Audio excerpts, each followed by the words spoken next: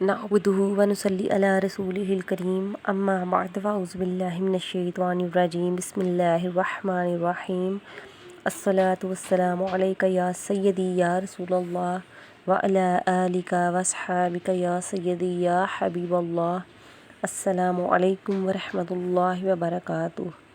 میں اپنے تمام دیکھنے والوں اور سننے والوں کو خوش آمدید کہتی ہوں اور امید کرتی ہوں کہ آپ سب لوگ خیریت سے ہوں گے۔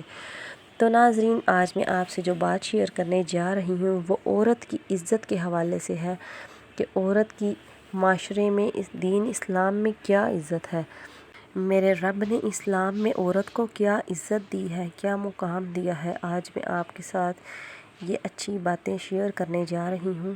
میرے رب نے اسلام میں عورت کو عزت دی ہے۔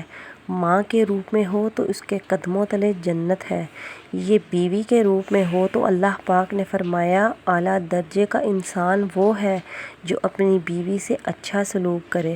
اگر بیٹی کے روپ میں ہو تو اللہ نے فرمایا اگر ایک بیٹی کی شادی کر دے تو جنت اس پر واجب ہے۔ پیارے آقا علیہ الصلوۃ والسلام نے فرمایا کہ جو اپنی بیٹی کی اچھی پرورش کرے وہ قیامت کے دن میرے ساتھ ایسے ہوگا جیسے دو انگلیاں۔ بہن کے روپ میں ہو تو بہن کو پروان چڑھائے، بہن کو عزت دے، اس کی شادی کرے تو اس پر جنت واجب ہو جاتی ہے۔ جب بیٹا پیدا ہوتا ہے تو ہم بہت سی مٹھائیاں بانٹتے ہیں، ہم دیگیں بنواتے ہیں، ہم خوشیاں مناتے ہیں، لیکن آسمان سے کچھ نہیں اترتا۔ لیکن جب بیٹی پیدا ہوتی ہے تو خامد خوشی منائے، بیوی خوشی منائے تو آسمان سے ایک فرشتہ اترتا ہے جس کے سبز زہرت کے پر ہوتے ہیں، وہ اس بچی کے اور اس کی ماں کے اوپر بچھا دیے جاتے ہیں، اور وہ فرشتہ کہتا ہے کہ تو بھی کمزور ہے اور جس کو تو نے جنا ہے وہ بھی کمزور ہے، اور جو تم دونوں پر خرچ کرے گا اللہ پاک اس کا ساتھی ہو جائے گا۔ بیٹا پیدا ہو تو کوئی فرشتہ نہیں آتا، بیٹی پیدا ہو تو یوں فرشتے نازل ہوتے ہیں۔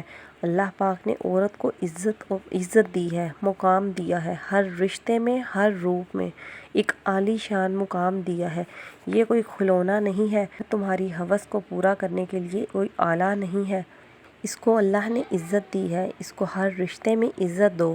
اور علماء کرام فرماتے ہیں کہ دائیں طرف زیادہ افضل ہے بائیں طرف سے، لیکن اللہ تعالیٰ نے اماں حوا کو بائیں طرف سے پیدا کیا، آدم علیہ السلام کی بائیں پسلی سے نکالا، تو بائیں طرف دل ہوتا ہے اور دل سیدھی طرف نہیں ہوتا، دل الٹی طرف ہوتا ہے۔ تو اس میں ایک پیغام دیا کہ عورت کسی بھی رشتے میں ہو اس کی عزت کرو، اس کی جگہ دل کے قریب ہونی چاہیے۔